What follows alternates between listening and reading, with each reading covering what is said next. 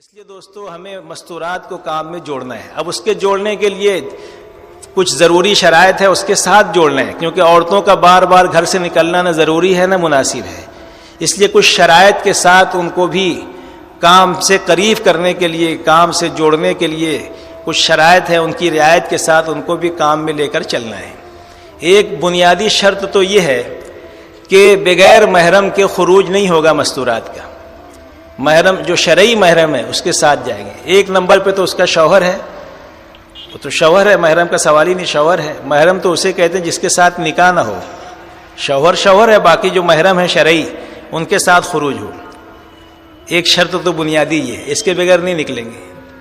حضرت سے کسی نے پوچھا، بولے آپ لوگ مستورات کو بھی نکالنے لگ گئے، مردوں کو تو نکالتے تھے، عورتوں کو بھی نکال رہے ہیں. تو حضرت نے کہا تو پہلے سے نکلی ہوئی ہے، تو پہلے سے نکلی ہوئی ہیں، باہر بازاروں میں پھر رہی ہیں، ادھر ادھر جا رہی ہیں، ان کو تو اندر لانے کے لیے نکالا جا رہا ہے کہ پردے میں آ جائیں، گھروں میں آ جائیں. کئی لوگوں نے اشکال کیا تو 4 بڑے بڑے مفتیوں نے جو شرائط جب سنی تو اجازت دی. مفتی محمود الحسن صاحب رحمۃ اللہ علیہ، مفتی محمد یوسف صاحب لدھیانوی رحمۃ اللہ علیہ، مفتی عبد الرحیم صاحب لاجپوری رحمۃ اللہ علیہ، اور مفتی کفایت اللہ صاحب رحمۃ اللہ علیہ، مفتی اعظم. ان کے سامنے جب یہ شرائط آئی تو بولے ہاں ان شرطوں کے ساتھ تو اجازت ہے. اس لیے کہ جب عورتیں اپنے محرم کے ساتھ حج میں جا سکتی ہیں، عورتیں اپنے محرم کے ساتھ غمی خوشی میں جا سکتی ہیں، عورتیں اپنے محرم کے ساتھ علاج معالجے کے لیے جا سکتی ہیں، عورتیں اپنے محرم کے ساتھ اپنی رشتہ داریوں میں جا سکتی ہیں، تو دین تو سب سے بڑی ضرورت ہے، اس کے لیے اپنے محرم کے ساتھ کیوں نہیں جا سکتی؟ ہاں کہاں جاتی ہیں نا، بلکہ بغیر محرم کے جاتی ہیں بہت سی عورتیں. ہاں یہاں تو شرائط ہے. تو ایک تو پہلی کڑی شرط یہ ہے کہ محرم کے بغیر نہیں جائیں گے. دوسرے شرعی پردے کے ساتھ جائیں گے. اس لیے کہ ہر چیز میں سفر میں گنجائش ہے، کچھ خفت آ جاتی ہے، کچھ انہیں اس میں چھوٹ جس کو کہیں گے اللہ کی طرف سے. مثلا روزہ اگر مشکل ہو جائے تو بعد میں رکھ لیں سفر کی وجہ سے. نماز کے بارے میں ہاف کر دیا ہے. کیا کر دیا؟ ہاف. معاف نہیں ہے، ہاف ہے. فرض ہاف ہے، سنت معاف ہے، نفل صاف ہے. ایسا ہے. لیکن پردے میں کوئی کسر نہیں ہے، شرعی پردہ. باقی مفتیان کرام سے پوچھیں ہاتھ اور چہرے کے بارے میں، اس کے بھی تفصیلات ہیں، لیکن بہتر یہ ہے کہ اپنے کام میں تو شرعی پردے کا لحاظ ضروری ہے. دوسری شرط یہ ہے.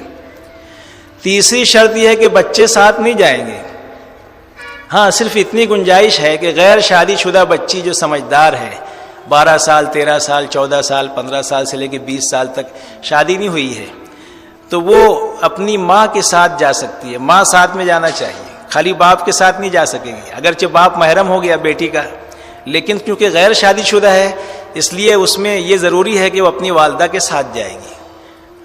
تو غیر شادی شدہ بچی جو ہے وہ صرف سہروزہ میں جا سکتی ہے، عشرے میں نہیں جا سکتی، چلے میں بھی نہیں جا سکتی.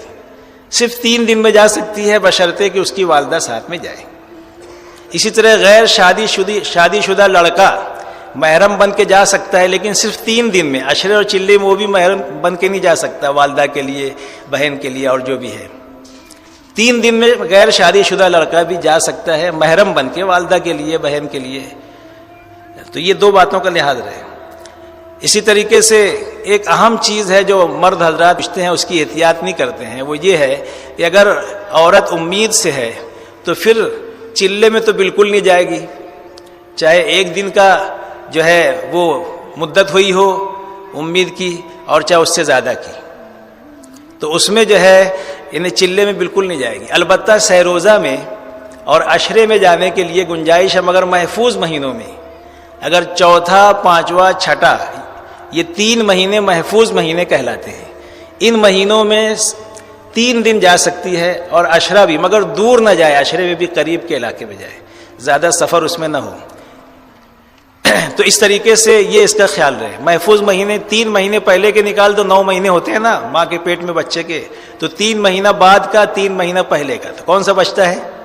1 2 3 چھوڑ دو تو 4 5 6 بچا، اور 7 8 9 ادھر. تو تیسری شرط یہ ہے کہ بچے ساتھ نہیں جائیں گے.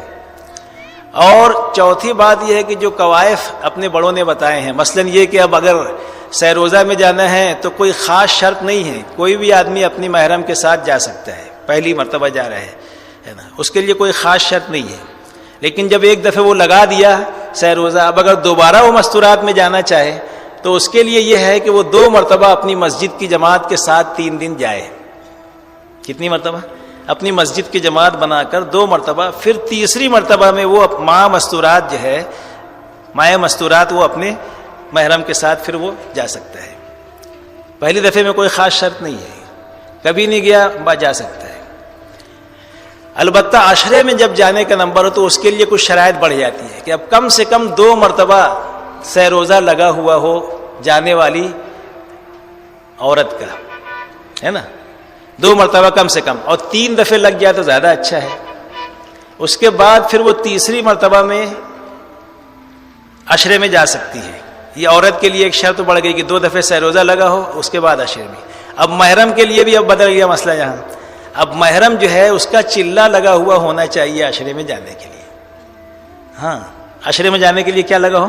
چلہ لگا ہوا ہو، اور متشرع بھی ہو، تھوڑا دیکھنے میں بھی تھوڑا دینداری جھلکتی ہو. ایک دم سے ایسا نہیں کہ بس جس سے کہ پتہ ہی نہ چلے کہ بیچارہ یہ مسلمان ہے کہ نہیں. متشرع ہونا چاہیے عشرے میں جانے کے لیے. اسی طریقے سے چلے میں جانے کے لیے اور شرط بڑھ جائے گی. کل آپ نے سنا نا کہ بھائی چلے والوں کی ہمارے یہاں گنتی نہیں ہے، 4 مہینے والوں کا جو ہے مسئلہ ہے.